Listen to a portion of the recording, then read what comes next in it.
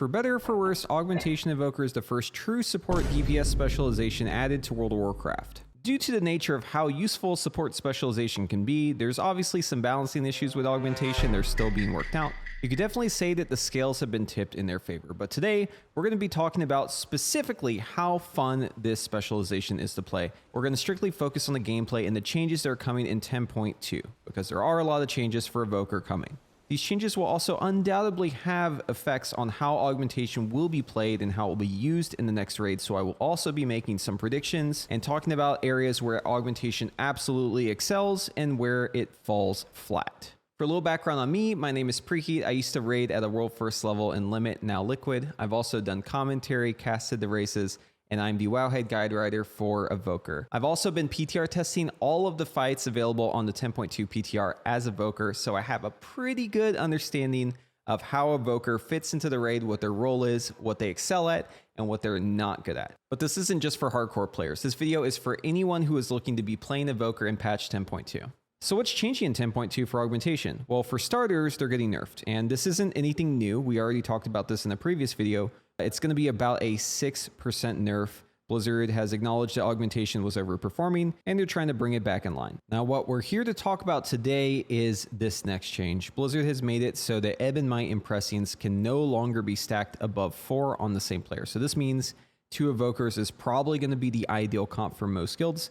Obviously, you can still run more than 2, and in fact, I think it's a good idea to probably prepare to play either Devastation or Augmentation, depending on the situation. That being said, though, this is a really good change because it means that we no longer have our Augmentation buffs accidentally getting wasted on other Augmentation Evokers. If you've been playing Augmentation Evoker in the raid, you probably know the most frustrating thing to deal with is accidentally buffing other Augmentation Evokers because it just wastes your buff. This is a really great quality of life change. We also have 2 charges of Prescience now, but it will clear at the start of a raid encounter. So what does this all mean? Well, for starters, it means that the upper limit of how overpowered Augmentation Evoker can be is much lower now, which means it's probably going to be easier for Blizzard to balance. It also means that a lot of the frustrations are just gone. We don't have to worry about accidentally buffing the wrong people, and we also have much more control over when we actually use Prescience.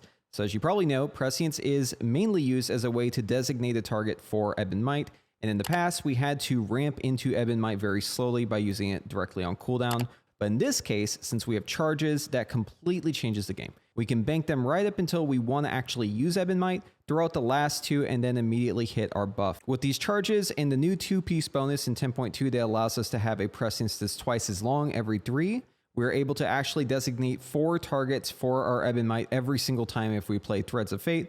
And if you aren't playing Threads of Fate, you can do it about 3/4 of the time. This means you have a lot more agency in choosing who you buff, and it makes the gameplay a lot more interactive and fun. To illustrate how you can have 4 Prescience buffs out at the same time while running Threads of Fate, here's a diagram. And keep in mind, the cooldown of Prescience is going to be 10.8 seconds if we're running Threads of Fate. In this example, I am just using Prescience exactly on cooldown, so this is not going to be how you'd actually play, but as you can see right there at 23 seconds, we had a short window where we had 4 stacks of Prescience out, which means we would choose every single target for our Ebb and Might manually. And we have another window here at roughly 42 to 45 seconds. Another window here, very, very brief windows, but they do exist and they are going to sometimes line up with your Ebb and Might cooldown or when you would want to reapply your Ebb and Might. It's not going to happen all the time, but what this means is that you have a lot more freedom, like I was saying, to choose the targets that you want to buff. So as I was making that diagram, I realized that the timeline in Premiere is actually a pretty great way to illustrate this point, and I went ahead and color-coded these to help you understand. So the orange is going to be our first Prescience buff, tan is going to be our second, and then the yellow is going to be when we actually activate the 2-piece bonus. Keep in mind, you could start the fight with the 2-piece bonus already active, so the first one would be a long one. It doesn't really matter because it's going to be a pattern that repeats the whole time. So just to illustrate this, right, you have a short window on having 4 buffs up, right as you start your first in the chain, as long as you've already had a 2-piece one out, the long one. So right here, this is orange. This is our first Prescience. We have the short window with 4 up, and then it's also going to be right as your first buff expires. We're also going to have this window right here where we have 4 up again. And then once again, once we have our first in the chain out again, we have a short window, and then as it expires, we have a short window with 4 again. And that's just going to keep repeating. So if you're looking to always control exactly having 4 buffs on the Prescience without having to be positionally on top of the person that you want to buff, this is going to be the way to do it. But obviously there's going to be cases where you would just throw out your Ebon Might because you could just stand on the fourth person instead. And keep in mind, again, this is using it on cooldown, which is probably not going to be the play. You're probably going to want to bank a charge and not cap at 2. So you'd never want to overcap, but hold on to one of those charges until right before you use Ebon Might, especially since it's going to make it so that Prescience is buffing them, giving them more crit, and you're getting Fate Mirror back while they're actually in the Ebon Might, because stacking buffs is good. Also including the patch notes, we have a quality of life for the set bonus, the 4-piece bonus, which gives us Trembling Earth whenever we use our Prescience. And as you can see here in this write-up to Jericho, the Augmentation Wowhead writer has already put out here as feedback. There's definitely cases where we would go to 5 and basically overcap. They've increased it to 4, which is definitely better than it was, but this is still a minor annoyance. I don't think it's really that big of a deal, but it definitely means that our 4-piece is going to be a little bit diminished because playing properly probably means you're going to overcap it. So I know that was pretty dense, so I'm just going to summarize what I just went over in case it went over your head. Here's the TLDR. These changes make Evoker easier to play if you're just using your buffs automatically. You're not choosing the manual targets to buff. And if you are choosing your targets, if you are playing with purpose and pre-planning everything, it also gives you more control to finely tune exactly who you want to buff when. So regardless of if you're the player who's just phoning it in and sending your buffs without even looking at the meters and logs and trying to figure out who could be the best, you're just throwing them out there, you're going to have a better time. And if you're the player who is going to spend all that time figuring out exactly the perfect targets to buff at every single moment in the fight, you're also going to have a better time. So this is just better overall. It's more fun. Is it perfect? No, but it is so much of an improvement over how it was previously. Even with having more competition for the best targets, you still might outperform Devastation if you're able to plan out every single buff and find opportunities throughout the fight and really min-max it to a T. Generally speaking, I'm recommending people play what you want to play, right? I think that with the recent buff to Devastation, it's about an 8% buff that they just had come out last night. I think it really is a case where you can choose which route you want to take, so long as you have some Augmentation Evokers already in the group, and so long as your raid is okay with you swapping back and forth. So other cases where Augmentation or Devastation might be better. So the niche for Devastation right now is that you're really, really good at doing burst AoE, and you also have Deep Breath as a cooldown. You can choose when to use it, so if there's a fight where you need to break roots, such as the second to last boss, it's really great for just breaking out of those things and doing a ton of AoE damage. Also, if a boss has frequent absorb shields it's putting up, Unravel does a lot more damage as Devastation. But then again, if there are big absorb shields that you need to break every 2 minutes, or really tight DPS timers where you have to do a ton of burst damage, it's probably going to be better to go Augmentation. Just to give you an idea of how ridiculous Augmentation Evoker Burst is, here's a clip from our testing of the first boss. And keep in mind, this boss has a 100% damage increase whenever you break it out of the intermission. I like how during the damage amp, all the Augs are doing like double the damage of the next highest class. It's pretty cool. What a well-balanced spec. So the funny thing about that clip is that at the time, whenever we did that mythic testing, and I think even still right now, Warcraft Log's attribution for augmentation on the PTR is bugged, especially when it comes to BM Hunter. And the BM Hunter was one of the classes that was doing the most damage. So that's not even how high the damage should have been. Augmentation is just illegal when it comes to how much burst damage it can do. All right, so let's talk about the raid on a boss by boss basis. And just so I don't have to repeat myself a million times, just know that Augmentation, especially like the first 2 slots for Evokers in the raid, it's going to be good on every fight. So I'm not going to repeat that over and over again. If I'm talking about Augmentation versus Devastation, I'll be clear if I'm saying Evoker 1 or 2 versus, you know, more than 2, 3, and 4, etc. So on Gnar route, this fight has a damage increase. I think Augmentation is just going to be way better because of the damage increase. However, Devastation was really fun in this fight, and you could do a ton of ad damage. So if you want to really mega pad, play Devastation. But honestly, it's the first boss, so who cares, right? Just play whatever you feel like. I might actually just go Devastation because I don't want to coordinate and have to worry about who I'm buffing when, and just, you know, have an easier time on that one. On Agira the Cruel, I actually prefer Augmentation even if I'm the 3rd Evoker in this raid, because this fight does a ton of damage, and I was having a lot of trouble surviving the damage that the boss was doing. Even with the 8% magic damage reduction that Devastation has now, I think you're still going to have a bit more trouble in this fight playing Devastation. So I think Augmentation is just going to be the easier choice. On Volacros, I actually like Devastation a lot in this fight, but I could see it going either way.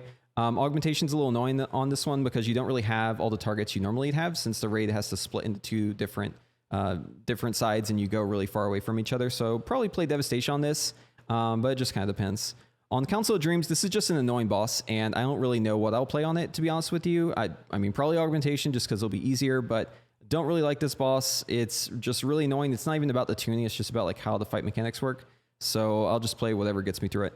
On Loradar, this is actually a great case for Devastation. And even if you're like Evoker 1 or 2, I think Devastation is actually going to be one of the better specs on this fight, just because the root that you need to deal damage to, you can burst it down so much easier as Devastation. You can also completely destroy the ads whenever they come out. This fight is all about killing the ads quickly, killing the root quickly, and losing as little single target as possible while you're doing that. So if the tuning's tight at all, I think it's definitely a case where you'd want to bring at least 2 Augmentation and probably a Devastation Evoker in there for the Augmentation to buff, because the Devastation is going to be huge value on this fight.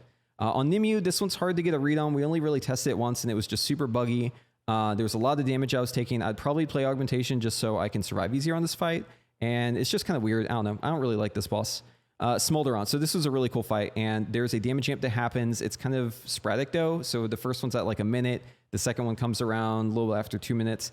I don't know. It's weird. I could definitely see Augmentation just being the de facto one on this because the damage is just so high that you're taking. But I could also see Devastation being really good. I think this one's going to be a judgment call, and it's just going to come down to the actual tuning of the fight. But right now, I would probably lean more Augmentation on this one, even if I'm Evoker number 3. And then this is the last boss we got to test. So the second to last boss.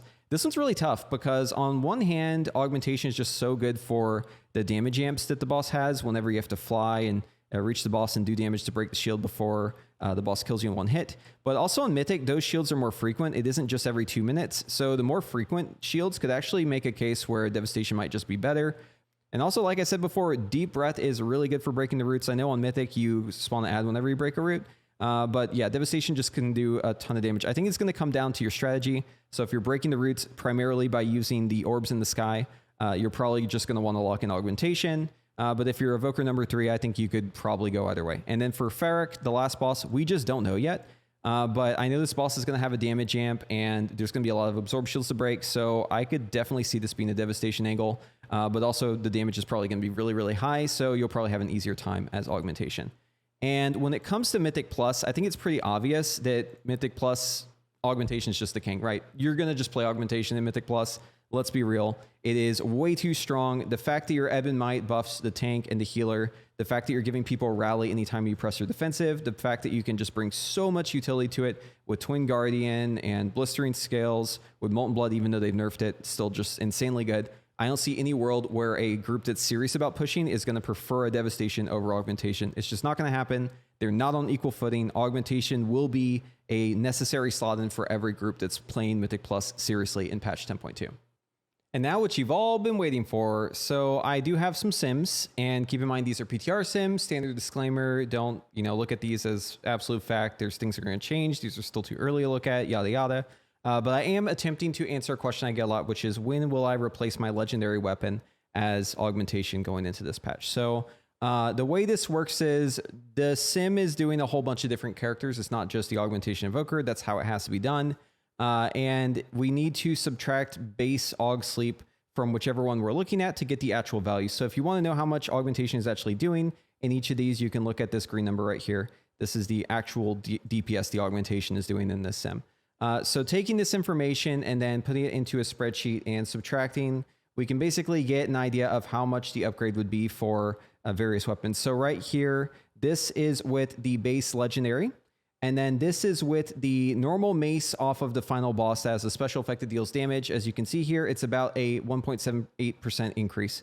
So you will replace your legendary weapon with a normal weapon from the raid if you can upgrade it all the way. And that kind of makes sense because they're increasing the item level of this patch by a lot, right? It's going up by like 50% more than it normally would. So it kind of makes sense why this is the case. Now, if you compare it against a crafted main hand though, a crafted 483 main hand, although this has a higher item level than the 478 normal weapon, it actually is worse, right? It's still an upgrade over the legendary, but not as much, right? So I really don't recommend crafting a main hand unless you've just been really unlucky and haven't gotten the legendary.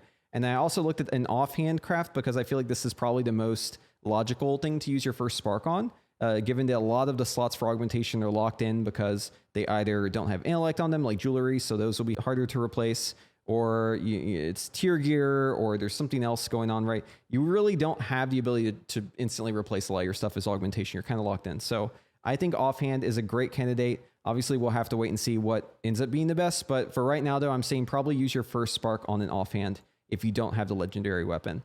I also went ahead and simmed some different variations of secondary stats being added. Keep in mind, sim weights are always really wonky when it comes to secondaries. But I did want to get an idea of like how much damage augmentation actually gets. So based off this information, I have some rough stat weights, and keep in mind mastery, this is after the 3rd DR. So this is after we've already basically received like a 30% penalty for every point. It is still our best secondary stat. So you're still going to want to pump mastery. And obviously if you have lower mastery, it gets even better.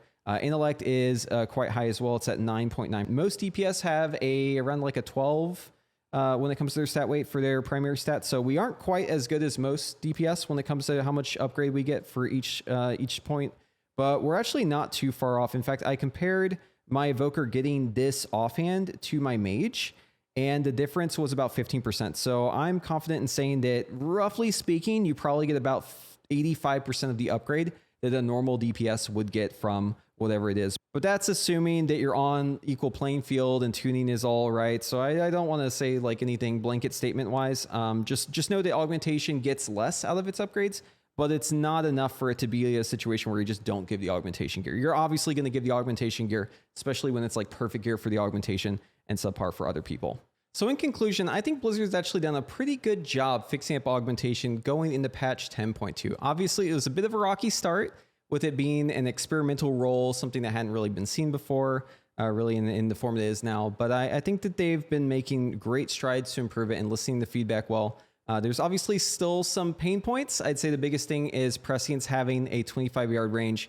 I feel like that range should be extended, kind of similar to how Preservation Evoker has a further range. It's just really annoying to have to Prescience people and chase them down to find them for those buffs. Same for Blistering Scales. Breath of Eons is also still kind of annoying too, because you have to press it every 2 minutes or so and you lose control of your character. Deep Breath just isn't really a fun button to press in my opinion, but I think these are relatively minor things and they've just made such great improvements along the way. Also, obviously balancing is still going to be an issue going into the patch, especially when it comes to Mythic Plus, but I think that's just such a big problem that they're going to have to fix it between expansions, and hopefully by just adding more support specs. But we'll wait and see what happens there. That's all I'm really going to say for now. I still have some thoughts, but I'm going to save them for a future video. But if you like this video, be sure to give it a like. It really does help, and putting together something like this takes a lot of time. So I really do appreciate it.